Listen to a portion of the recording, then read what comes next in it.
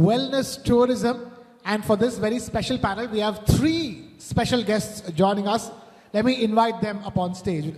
Dr. Priya Pooja, Head Medical Advisor, North Kaya Clinic. Dr. Priya Pooja. Big round of applause for Dr. Priya Pooja. Dr. Shelly Singh, Director, Obstetrics and Gynecology, Fortis, La Femme. And Sadhvi Pragya Bharti, spiritual leader. Sadhvi ji, thank you so much for being with us. Please take the stage. Finally, all these panel discussions, they'll become mammals with all men all the time. For once, the balance is tilted in the favor of the women. Thank you so much. Big round of applause for the fact that we have three women panelists over here. Doesn't happen all that often in panel discussions. Great to have all three of you. I'm going to begin by asking a simple question. The term wellness is a Western term. Right, we are supposed to be well 365 days of the year. That's why we have so many festivals and vrats and everything from physical wellness to mental wellness, from pujas to chanting. We keep doing something in India as part of culture for wellness. And that has always caught the eye of the West. Beatles in 1960s to now, to Coldplay now, they're all here for that idea of wellness. Because let me just redefine the term wellness. It's not just wellness as in going to a wellness resort in Rishikesh or in Coimbatore. It is overall wellness. The questions that Westerners ask, how are Indians smiling all the time? How is it that they are so happy all the time? How is it depression is not like the major issue over here? So many people, such limited resources, and yet we are over here. I'm going to put that into a context and go, when it comes to developing tourism in India, traditionally we try to copy the European model, have some big tourism sites, monuments that people will come for. But that's changing. And let me go back to Rishikesh again. Look at the kind of resorts and properties that Rishikesh is witnessing. And it is witnessing tourists from India and abroad. Right? Let me begin with Sadhvi ji, and then I'll come to you as well. The mind, it's all in the mind, they say in English. But that comes from Indian culture and philosophy, isn't it?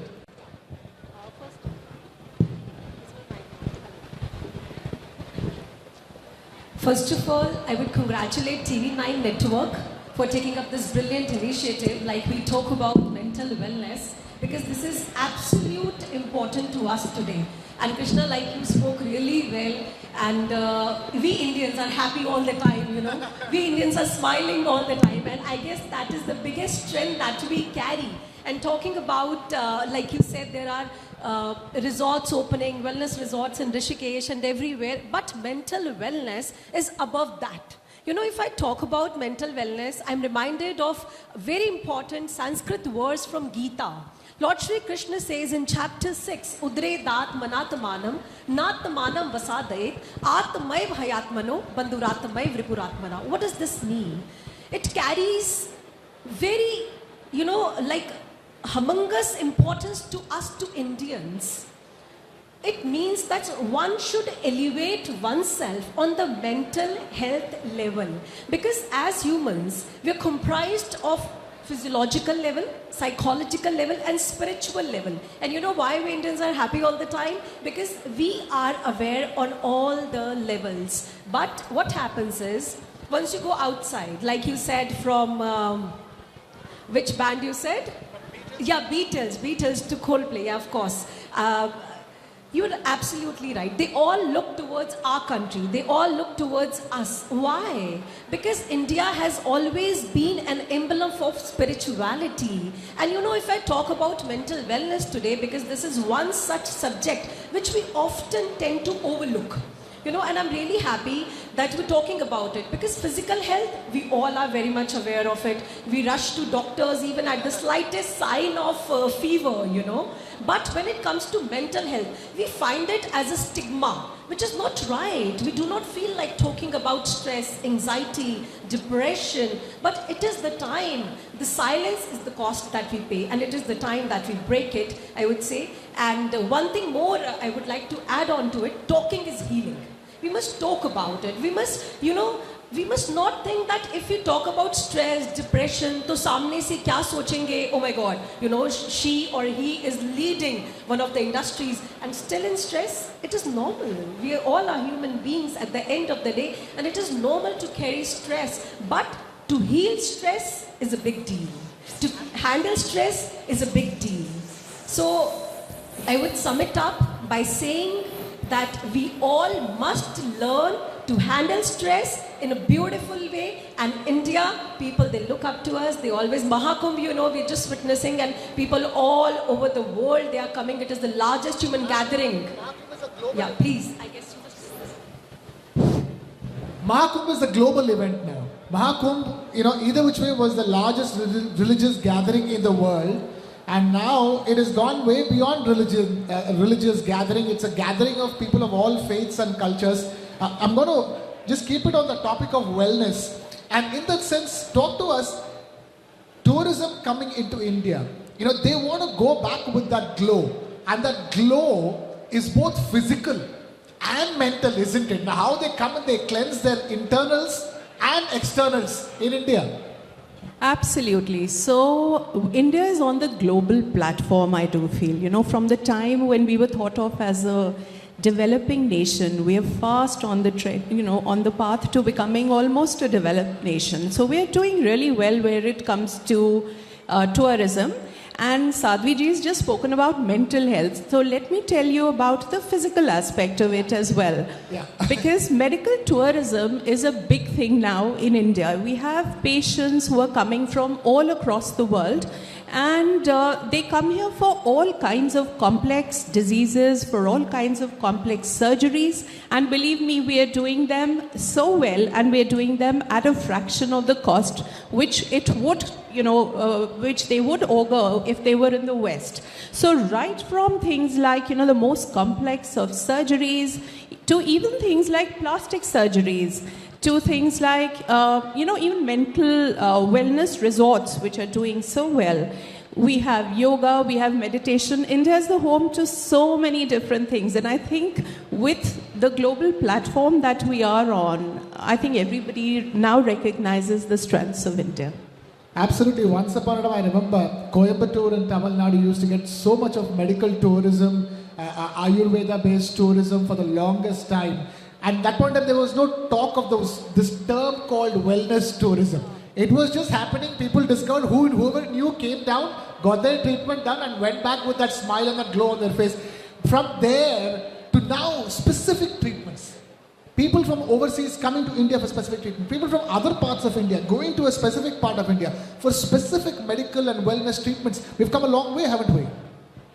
Absolutely. I think, when you talk about wellness, of course, what is seen on the face as a glow is very, very relevant when we talk about wellness. If you just see a person who doesn't have that kind of reflectance on the face, probably we get to understand, maybe she's not mentally well, or she's not feeling well about it. So I think when we talk about the skin health, or overall our body's health and wellness, it is very well interlinked. And I think we get a lot of people who are coming from overseas for these treatments in India. So I think we are not behind any of the countries. And, to be very frank, I get a lot of people who are coming from other countries to avail sessions just for maybe, skin enhancements, and maybe for youthful appearances of the face, and, maybe very simple treatments as well, maybe dermatological. Yes, of course, plastic surgery, hair transplantation, even small skin surgeries which are there, or, treatments, lasers. Laser treatments, hair reduction. International cricketers come to India, get their hair transplanted, and end up becoming the brand ambassador of the place where they got their hair transplanted. Absolutely. I think it's a big platform for India right now, the way we are shining, and I think we are one of world leaders in the same. Well, world leader already. Sadhvi जी, मैं ये पूछना चाहूँगा कि एक तो ये है कि इंडिया का सबसे best gift to the world, that Modi ji भी कई बार कहते हुए आए हैं, that is yoga. Yoga plus Ayurveda becomes a fantastic combination to offer tourists from India and overseas, something that no other country offers, isn't it? Absolutely, because this is the one combination, of Ayurveda, because Ayurveda carries utmost importance to us Indians, and not only to us Indians right now, because a lot of awareness has been created globally about it.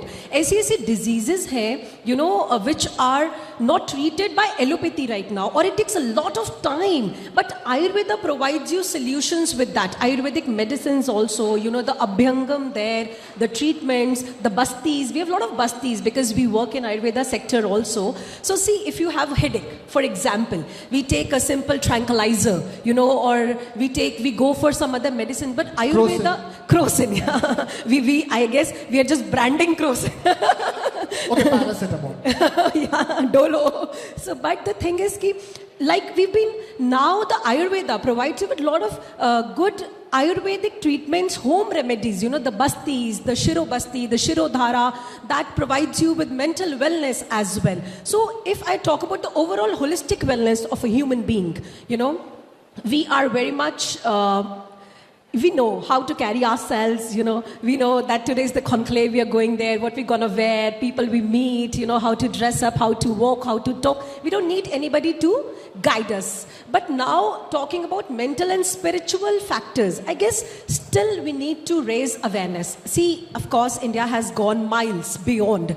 Spiritual tourism, if we talk about it, it has enhanced with medical tourism. Because spiritual tourism is a cheez hai which has always attracted people from abroad, from Europe, from Canada, from America. When I went to Mahakumbh, like few days back, I met delegation from Israel, from Germany, from Spain. I spoke to them, I talked to them. We were talking about India's richness. So this brings a lot of pride in you, that you are able to give back to the world. And that used to be usually Kashi and Rameshwaram. Yeah. But now you have Ayodhya added to that. Yeah, Ayodhya added to that. And also, I know this is a matter of concern that there was 300 kilometers long jam, but it is a matter of pride also that people from all across the globe, they're looking up to you. And as you said beautifully, like India has been rising as a geopolitical leader also, be it we talk about the indigenous defense production, digital expertise of our country, or maybe we can talk about the spiritual tourism of our country. So this is the thing that this is the factor we cannot ignore.